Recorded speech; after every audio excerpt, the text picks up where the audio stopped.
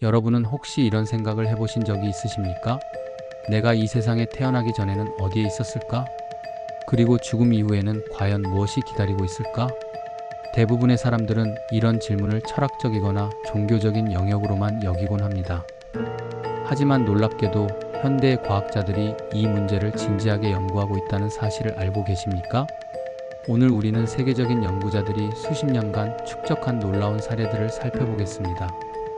전생을 기억하는 아이들, 죽음의 문턱에서 돌아온 사람들의 증언, 그리고 의식이란 무엇인지에 대한 새로운 과학적 접근까지, 이 모든 이야기들이 우리에게 던지는 질문은 하나입니다. 과연 죽음이 끝일까요? 아니면 새로운 시작일까요? 먼저 미국 버지니아 대학교의 정신의학과 교수였던 이언 스티븐슨 박사의 연구를 소개해드리겠습니다.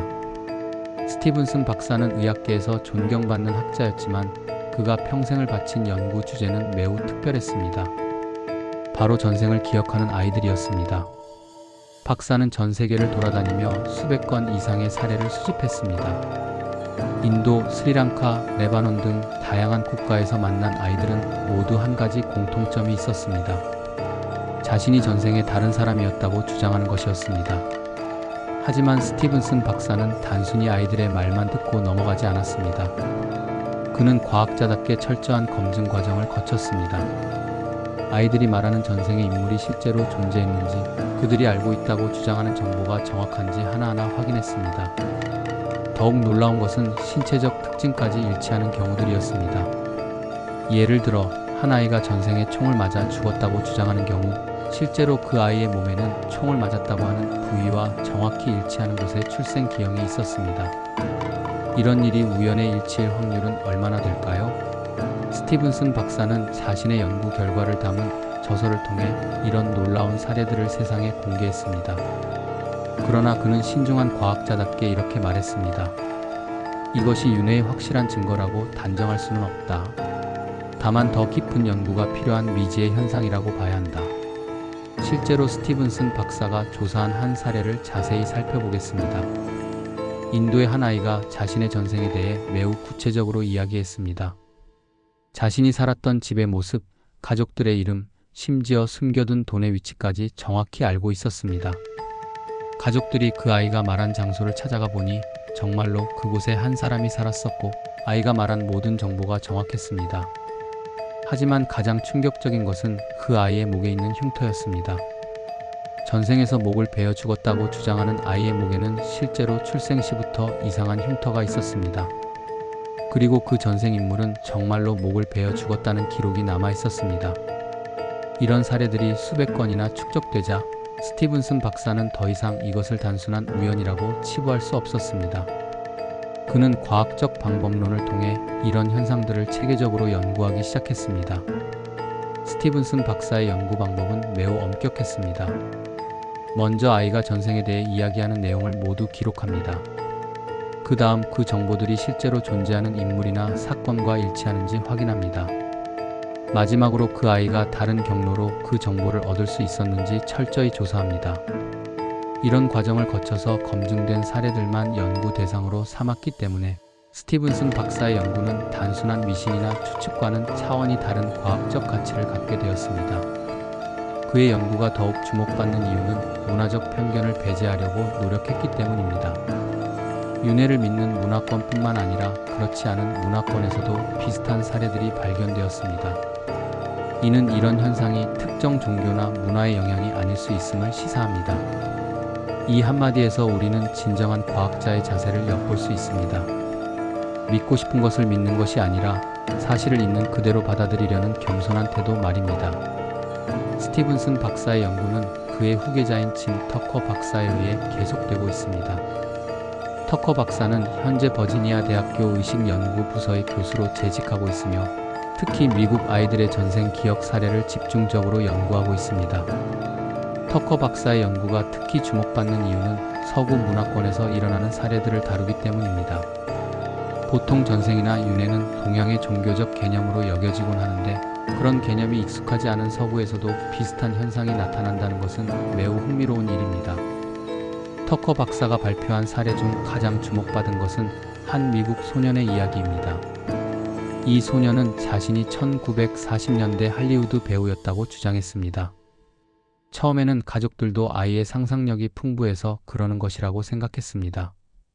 하지만 아이가 제공하는 정보들이 너무나 구체적이고 정확했습니다. 그 배우의 이름, 출연했던 영화들, 심지어 개인적인 생활까지 세세하게 알고 있었습니다. 가족들이 조사해 본 결과 그 배우는 실제로 존재했던 인물이었고 아이가 말한 정보들이 놀랍도록 정확했습니다. 더욱 놀라운 것은 그 배우의 유족들과 연락이 닿았을 때였습니다. 아이가 알고 있는 것들 중에는 공개된 적이 없는 사적인 정보들도 있었습니다. 가족들만이 알 수 있는 개인적인 추억들이었습니다. 예를 들어 그 아이는 그 배우가 어렸을 때 키웠던 개의 이름을 정확히 알고 있었습니다. 또한 그 배우가 생전에 즐겨 입었던 특정한 옷의 색깔과 스타일도 정확히 묘사했습니다.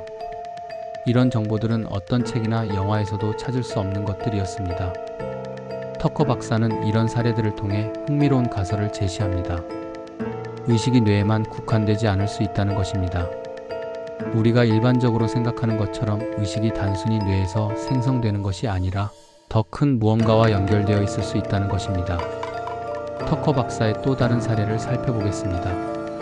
한 미국 소녀가 자신이 전생에 시카고에서 살았다고 주장했습니다. 그녀는 자신이 살았던 집의 모습, 주변 상점들, 심지어 자신이 다녔던 학교의 이름까지 정확히 알고 있었습니다. 가족들이 시카고를 방문했을 때 그 소녀는 마치 그곳에서 평생 살았던 사람처럼 길을 안내했습니다. 그녀가 말한 모든 장소들이 실제로 존재했고 그녀의 설명과 정확히 일치했습니다.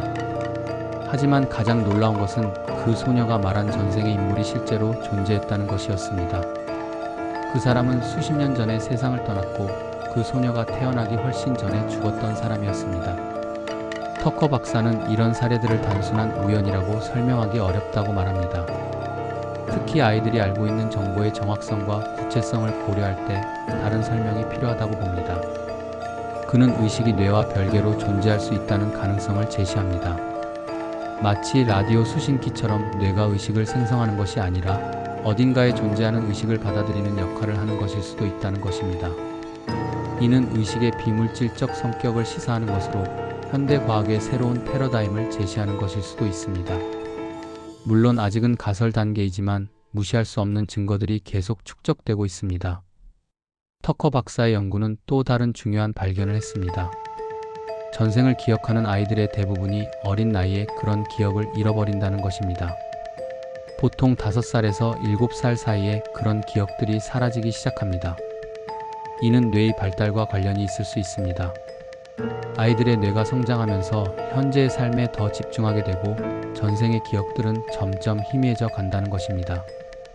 이런 현상은 전생 기억이 단순한 상상이 아니라 실제 경험일 수 있음을 시사합니다. 이제 죽음의 문턱에서 돌아온 사람들의 이야기를 들어보겠습니다.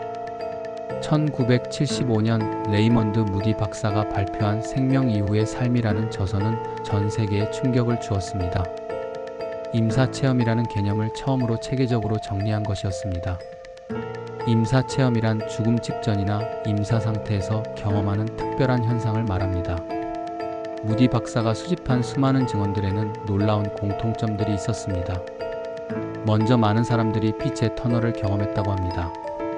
어둠 속에서 밝은 빛을 향해 이동하는 느낌, 그리고 그 빛에서 느껴지는 따뜻함과 평화로움을 공통적으로 이야기합니다.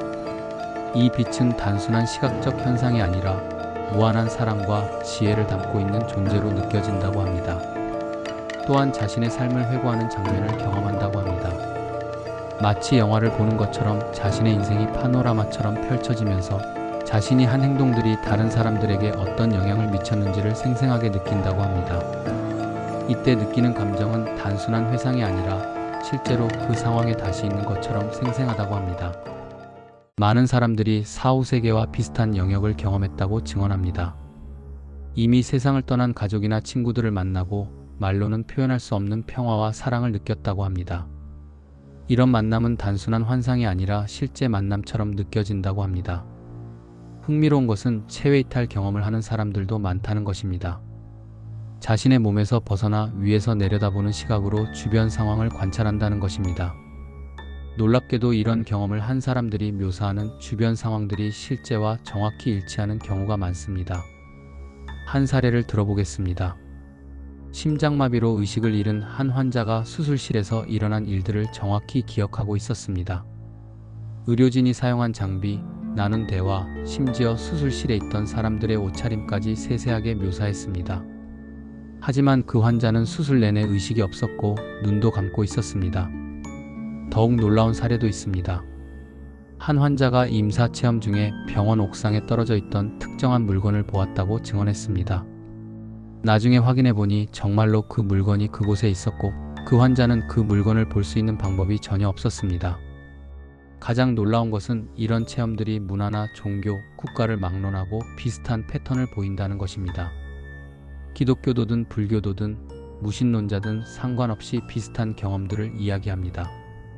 이는 임사체험이 특정 종교나 문화의 영향이 아닐 수 있음을 시사합니다. 물론 회의적인 시각도 있습니다. 이런 체험들이 죽어가는 뇌에서 일어나는 환각이라는 설명도 있습니다.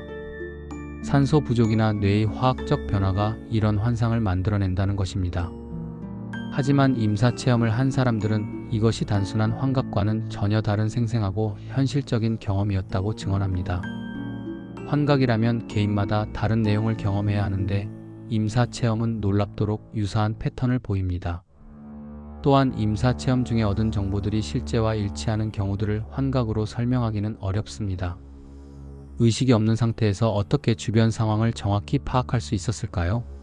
더욱 흥미로운 것은 임사체험 이후 많은 사람들의 삶이 완전히 바뀐다는 것입니다. 물질적인 것보다는 사랑과 관계를 더 중요하게 여기게 되고 죽음에 대한 두려움이 사라진다고 합니다. 또한 영적인 가치에 대한 관심이 높아지고 타인에 대한 공감 능력이 증가한다고 합니다. 이런 변화들은 단순한 심리적 효과를 넘어서는 것으로 보입니다. 임사체험이 인간의 근본적인 세계관을 바꾸는 강력한 경험임을 시사합니다. 최근에는 의료기술의 발달로 임사체험 사례가 더욱 늘어나고 있습니다. 과거에는 죽음으로 이어졌을 상황에서도 생명을 구할 수 있게 되면서 더 많은 사람들이 이런 경험을 하게 된 것입니다. 무디 박사의 연구 이후로 전 세계적으로 임사체험에 대한 연구가 활발해졌습니다. 의사들과 과학자들이 이런 현상을 체계적으로 연구하기 시작했고 점점 더 많은 증거들이 축적되고 있습니다. 이제 현대 철학자들과 과학자들이 의식에 대해 어떻게 생각하고 있는지 살펴보겠습니다. 먼저 통합심리학자 켄 윌버는 매우 흥미로운 관점을 제시합니다. 그는 철학, 심리학, 신비주의, 영성 전통을 모두 아우르는 통합 이론을 제안했습니다. 윌버에 따르면 인간의 의식은 육체와 분리되어 진화하며 삶과 죽음 이후에도 계속 발전할 수 있는 흐름이라고 봅니다. 윌버의 이론에서 흥미로운 점은 의식의 발전 단계를 제시한다는 것입니다. 의식은 물질적 차원에서 시작해서 생명적 차원, 정신적 차원, 그리고 궁극적으로는 영적 차원까지 발전할 수 있다고 합니다. 죽음은 이런 발전 과정의 끝이 아니라 새로운 차원으로의 전환점일 수 있다는 것입니다. 현대의 뇌과학자들 사이에서도 흥미로운 논의가 일어나고 있습니다. 일부 과학자들은 의식이 단순히 뇌에서 생성되는 부산물이 아니라 더 큰 장에 연결되어 있는 비국소적 현상일 수 있다고 주장합니다. 이는 기존의 물질주의적 관점에 도전하는 것입니다. 예를 들어 양자물리학의 발전은 의식에 대한 새로운 관점을 제시하고 있습니다. 양자 얽힘이나 비국소성 같은 현상들이 의식에도 적용될 수 있을지 모릅니다. 의식이 물리적 뇌를 넘어서는 영역에서 작동할 수 있다는 것입니다. 철학자 토머스 네이글은 의식의 문제를 더욱 근본적으로 다룹니다. 그는 의식이 물리주의로 환원되지 않는다고 주장하며 물질 세계 바깥의 가능성을 철학적으로 열어두고 있습니다. 사후의식이나 전생 같은 개념들이 완전히 비과학적인 것은 아닐 수 있다는 것입니다. 네이글에 따르면 현재의 과학은 의식을 완전히 설명하지 못하고 있습니다. 물질적 과정들이 어떻게 주관적 경험으로 변환되는지는 여전히 수수께끼입니다. 따라서 의식에 대한 우리의 이해가 완전해지려면 현재의 과학적 패러다임을 넘어서는 새로운 접근이 필요할 수 있습니다. 데이비드 차머스는 의식의 어려운 문제라는 개념을 제시했습니다. 뇌의 물리적 과정이 어떻게 주관적 경험으로 변환되는지는 여전히 수수께끼라는 것입니다. 이 문제가 해결되지 않는 한 의식에 대한 우리의 이해는 여전히 불완전할 수밖에 없습니다. 차머스는 의식을 설명하기 위해서는 물리학의 새로운 기본 법칙을 추가해야 할 수도 있다고 주장합니다. 마치 질량이나 전하처럼 의식도 물질 세계의 기본적인 속성 중 하나일 수 있다는 것입니다. 이런 관점에서 보면 의식은 뇌가 만들어내는 것이 아니라 우주의 근본적인 특성 중 하나라고 볼 수 있습니다. 이런 철학적 논의들은 전생이나 사후세계에 대한 연구가 단순한 미신이 아니라 의식 자체의 본질을 탐구하는 중요한 작업일 수 있음을 시사합니다. 또한 현대 신경과학의 발전은 의식에 대한 새로운 이해를 가져다주고 있습니다. 뇌의 특정 부위가 손상되어도 의식이 유지되는 경우들이 발견되고 있습니다. 이는 의식이 뇌의 특정 부위에만 국한되지 않을 수 있음을 시사합니다. 더 나아가 일부 연구자들은 의식이 뇌를 넘어서는 장에서 작동할 수 있다고 주장합니다. 마치 자기장이나 중력장처럼 의식도 물질을 넘어서는 장의 형태로 존재할 수 있다는 것입니다. 이런 관점에서 보면 죽음 이후에도 의식이 지속될 수 있는 가능성이 열립니다. 뇌가 의식을 생성하는 것이 아니라 의식을 받아들이는 수신기 역할을 한다면 뇌가 멈춰도 의식 자체는 계속 존재할 수 있습니다. 물론 이런 이론들은 아직 가설 단계에 있습니다. 하지만 의식에 대한 우리의 이해가 깊어질수록 전생이나 사후세계 같은 개념들이 완전히 비과학적인 것은 아닐 수 있다는 가능성이 높아지고 있습니다. 현대과학은 우리가 생각하는 것보다 훨씬 더 신비롭고 복잡한 우주의 모습을 보여주고 있습니다. 양자역학, 상대성이론, 그리고 의식 연구의 발전은 모두 현실이 우리가 일상적으로 경험하는 것보다 훨씬 더 깊고 복잡하다는 것을 보여줍니다. 지금까지 우리는 전생과 사후세계에 대한 현대과학의 접근을 살펴보았습니다. 이언 스티븐슨과 짐 터커 박사의 전생기억 연구, 레이먼드 무디 박사의 임사체험 연구, 그리고 현대 철학자들의 의식 탐구까지 이 모든 연구들이 우리에게 말해주는 것은 무엇일까요? 확실한 답을 제시하는 것은 아닙니다. 하지만 우리가 일반적으로 생각하는 것보다 현실은 훨씬 더 복잡하고 신비로울 수 있다는 것을 시사합니다.